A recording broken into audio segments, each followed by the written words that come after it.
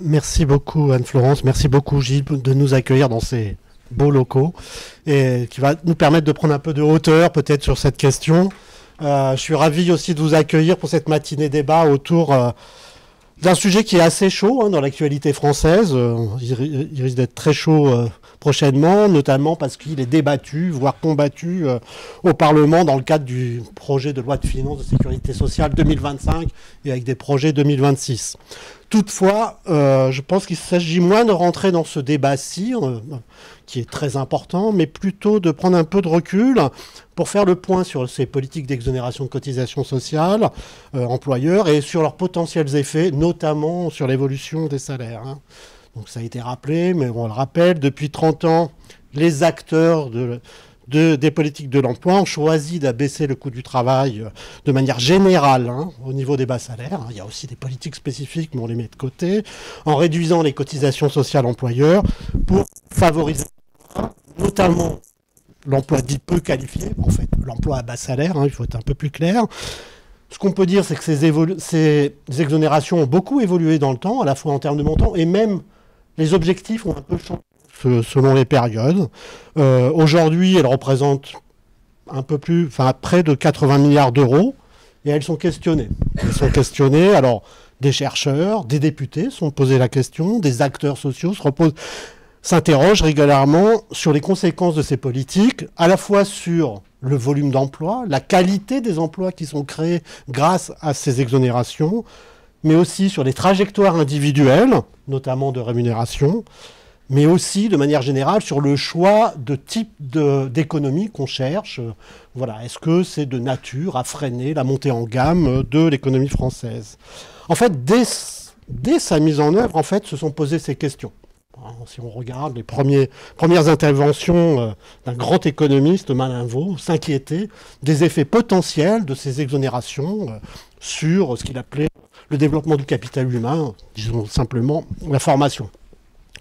Donc ces questions, elles se posent beaucoup pour les acteurs sociaux, et en particulier lorsqu'ils ont à négocier, que ce soit dans les branches ou dans les entreprises. Alors, par ailleurs, les exonérations de cotisations sociales employeurs posent aussi des questions sur le mode de financement de la protection sociale. Alors, vous trouverez pas mal d'éléments de réflexion dans le rapport d'Antoine et de Étienne, Bozio-Wasmer, appelons-le comme ça, si tu veux bien, Antoine. Vous trouverez aussi, petit instant de publicité, pas mal d'éléments de réflexion dans le numéro spécial de la revue sur la contributivité, voilà, sur comment financer la protection sociale. Toutefois, même si c'est vraiment une question importante, je propose qu'aujourd'hui, on se concentre vraiment sur les dimensions emploi, salaire et budget, qui sont déjà 3 dimensions très très importantes et déjà très complexes lorsqu'on veut évaluer ce dispositif. Bon, Anne-Florence a déjà présenté les différents temps de la matinée. Moi, je remercie l'ensemble des participants qui ont été prévenus parfois très tardivement, et en particulier Mario de Grimont d'Actuel CSE qui a accepté d'animer le débat.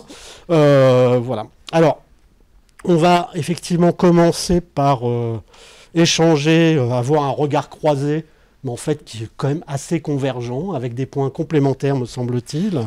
Donc avec le rapport de Jérôme Gauthier, Paris 1, Université Paris 1, et d'Antoine Bozio de l'IPP et d'Étienne Wasmer, mais qui est très loin, je crois, et de moi-même. Je me mets en dernier quand même, de l'IRES. Voilà. Mais avant de donner la parole à Antoine et à Jérôme, peut-être un petit rappel. D'abord, le rapport d'Antoine et Étienne est issu de la conférence sociale du 16 octobre 2023, qui était très attendue par les acteurs sociaux et très demandée.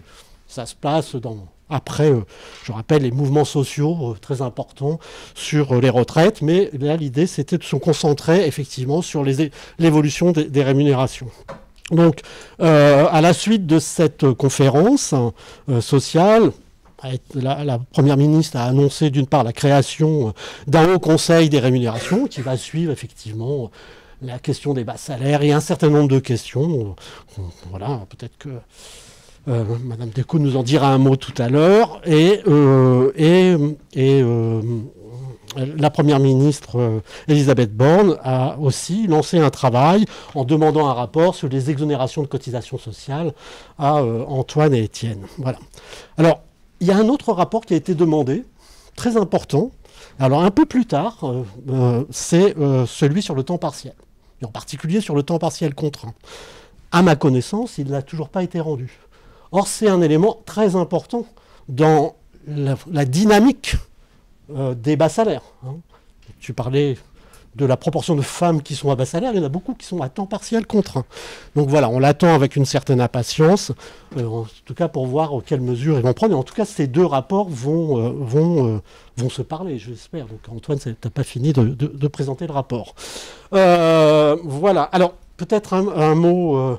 c'est qu'après 30 ans de politique d'exonération de cotisations sociales et de très très très nombreuses évaluations quand même, hein, sur les effets emploi, qui se sont beaucoup concentrés sur cette partie, moi je trouve que le rapport d'Antoine et Étienne appelle à un changement de stratégie. D'ailleurs, je crois que après le 2 points, c'est une inflexion nécessaire. Hein.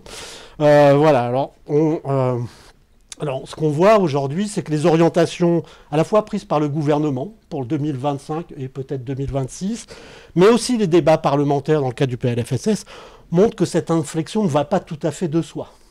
Elle n'est pas acquise, en dépit de la démonstration. Alors, il faut dire, je pense d'abord que les enjeux sont complexes. Ils sont très complexes. Ils portent à la fois sur l'emploi, son volume, la qualité des emplois, sur les salaires, l'évaluation sur les dynamiques de salaire, qu'on peut appeler, on parlera de trappe à bas salaire. Elles sont aussi sur les conséquences budgétaires. Donc on voit bien que tout ça est intriqué et bien évidemment, ça pose de nombreuses questions.